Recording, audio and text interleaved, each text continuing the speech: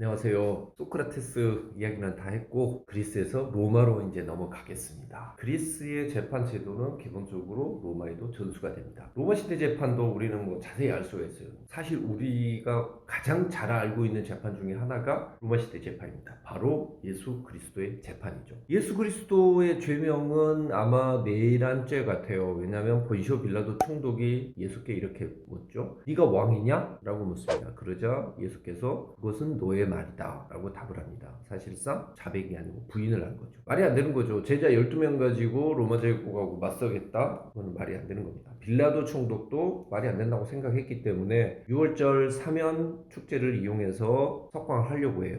근데 대중들이 난리를 치죠. 난동을 일으킬 것 같으니까 두려워서 대신 강도짓을 했던 바랍바를 사면을 해주고 예수를 십자가형에 처하게 됩니다. 재판 과정을 보면은 사실 본시오 빌라도가 사도신경에까지 올라가서 이렇게 대대손손 욕을 먹어야 될 정도로 큰 죄를 지었나 하면 그것은 아니에요. 그냥 비겁한 거죠. 근데 재판장의 무게라고 할 수 있습니다. 그 비겁함을 피하지 못한 거죠.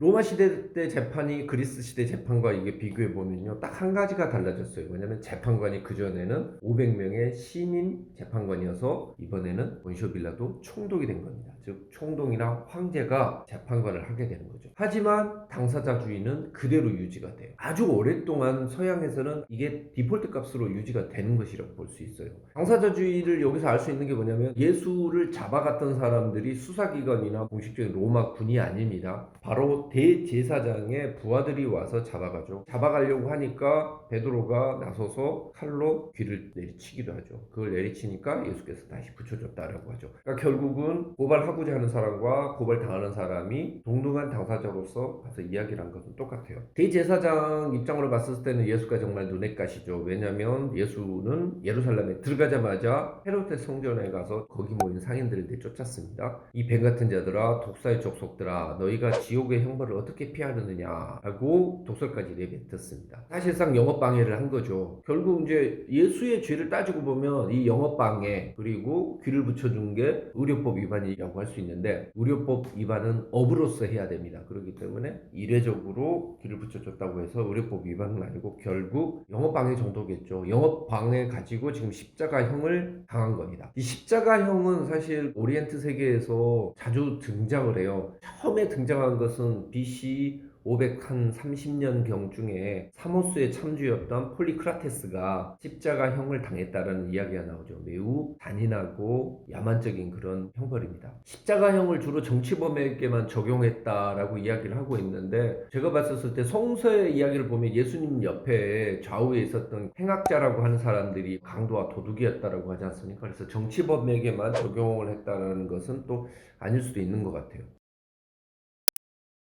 여수의 재판에서 우리가 배울 수 있는 교훈은 바로 이겁니다. 대중의 요구로 결론이 바뀌어버리는 거예요. 원칙이 있고 규범이 있고 로마법이 있었는데도 불구하고 대중이 나와서 예수를 죽여달라고 요구를 하니까 그냥 무용지물이 돼버리는 거죠. 당시에 최강자였던 로마 제국의 총독도, 그리고 그 놀라웠던 로마법도 대중의 분노 앞에서는 정말 한 줌의 부스러기처럼 날아가 버리는 겁니다. 로마 총독 입장으로 봤을 때도 굳이 대중하고 맞서 싸워서 엄청난 혼란을 일으키느니 누구 하나 그냥 억울하지만 죽어나가는 게 훨씬 도움이 되는 거거든요. 우리가 맞닥뜨리는 문제는 바로 이런 거예요. 대중은 매우 쉽게 판단을 하고 즉시 분노를 하고 그리고 나서는 진심을 다해서 그 피해자를 공격을 한다는 겁니다. 왜냐? 남을 공격하는 게 정의라고 생각하기 때문이에요. 그래서 형사소송법이 매우 경직적이고 여러 가지 원칙들을 가지고 있는 것입니다. 대중으로부터 어떤 사람을 보호를 해야 되고 조사받는 사람을 보호를 하기 위해서는 매우 강한 그런 형태를 지니고 있어야 되는 것이죠. 그래서 형사소송법에 보면 원칙이 되게 많아요. 미란다 원칙, 불소급의 원칙, 유추해서 금지의 원칙, 이런 것들이 전부 다 법률 위에 있고 법률을 강제하고 또 통제를 하는 것입니다. 여러분, 원칙과 법칙 뭐 우리가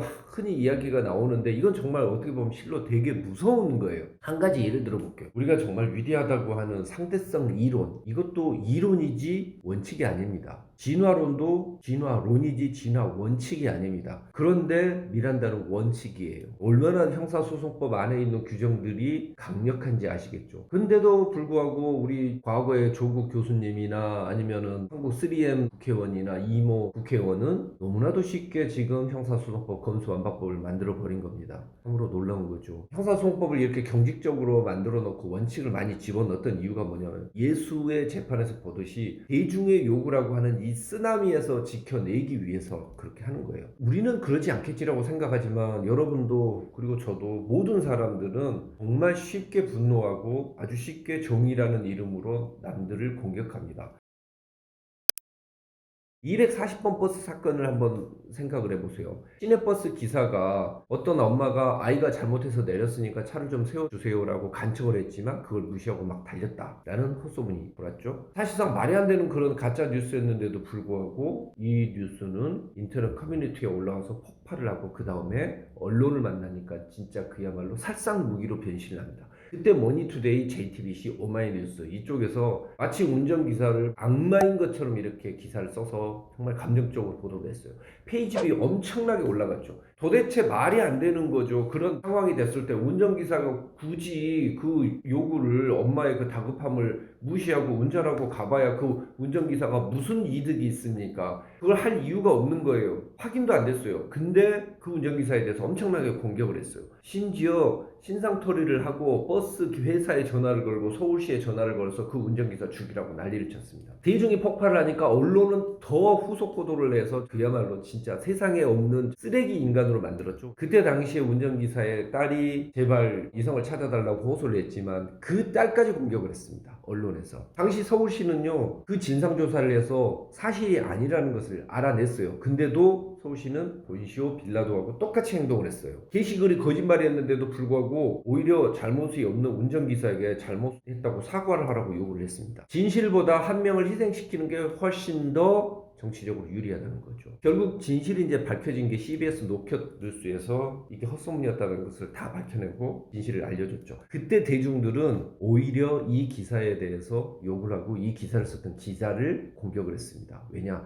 우리가 함께 모여서 정의라는 이름으로 한 사람을 공격했던 그 짜릿한 경험이라는 것이 방해받고 싶지가 않은 것이죠. 이게 사실이다, 당신들이 잘못됐다라는 이야기를 하니까 일부는 다시 왜 그때 거짓말을 했느냐고 아이 엄마에 대해서 책임을 묻기 시작했습니다. 그러자 오마이뉴스 이런 데서는 또 바로 태세 전환을 해요. 아이 엄마한테 잘못을 지적하는 것은 혐오다. 혐오를 이제 멈춰주세요 라는 기사들을 내기 시작하죠. 여러분 버스 기사의 딸이 혐오를 멈춰달라고 그렇게 호소했었을 때는 전혀 작동하지 않았던 그 이성이 왜 이때만 작동이 됐을까요? 공범입니다. 이때 이 언론은. 하지만 이때 공격을 했던 그 많은 사람들 그리고 이 언론들 누구 하나 책임진 사람 없어요. 과거 예수님에게 그렇게 대중들의 요구에 의해서 정의가 뒤집혀지고 억울한 사람이 십자가로 못 박히는 일이 지금도 사실은 반복이 되고 있는 것이죠. 이런 사례는 아주 많아요. 세모자 사건도 있고 무슨 샤브샤브 식당에서 임신 중인 여성의 배를 걷어찼다라는 말도 안 되는 이야기를 가지고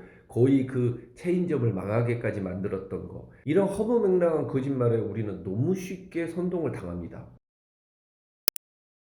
우리가 속은 걸까요? 아닙니다. 화를 내고 싶어하고 분노하고 싶어하고 공격하고 싶어하는 거예요. 그렇기 때문에 사실관계를 찾아보지 않는 것이죠. 우리가 얻어야 되는 교훈은 뭐냐면요. 이런 선택적 정의에 빠져가지고 누군가를 망가지는 것을 보고 싶어하는 것이 바로 대중이고 우리이기 때문에 그거를 막아야 된다. 우리 안에는 남을 혐오하고 파괴하고 싶어하는 본능이 존재한다는 것. 그걸 우리는 인정을 해야 된다는 거예요. 그게 바로 형사소송법에 녹아져 있는 것입니다. 무죄 추정의 원칙이든지 미란다 원칙이라든지 이런 것들이 있기 때문에 제가 말씀드렸던 일반적인 법감정과 형사소송 제도는 배치를 하고 계속 싸울 수밖에 없는 거예요. 그리고 형사소송법에 있는 여러 가지 그런 원칙이라는 게 원칙이라는 이름으로서 매우 강력하고 경직된 그런 형태를 가지게 되는 것이죠. 기본적으로 기본적으로 형사소송법 안에는 인간과 대중에 대해서 불신이 깔려 있는 것입니다. 사람은 무지하고 분노하기 쉽고 진실에보다는 선동에 취약하다. 그리고 대중은 개인보다도 더 선동에 잘 당한다라는 거죠. 이런 것들이 사실은 미국에서 나오기 시작한 증거법의 이론적인 배경이에요. 미국에서는 사실 대중 즉 배심에 의해서 사실관계를 확정을 해요. 유무죄를. 하지만 배심도 언젠가는 그리고 늘 이런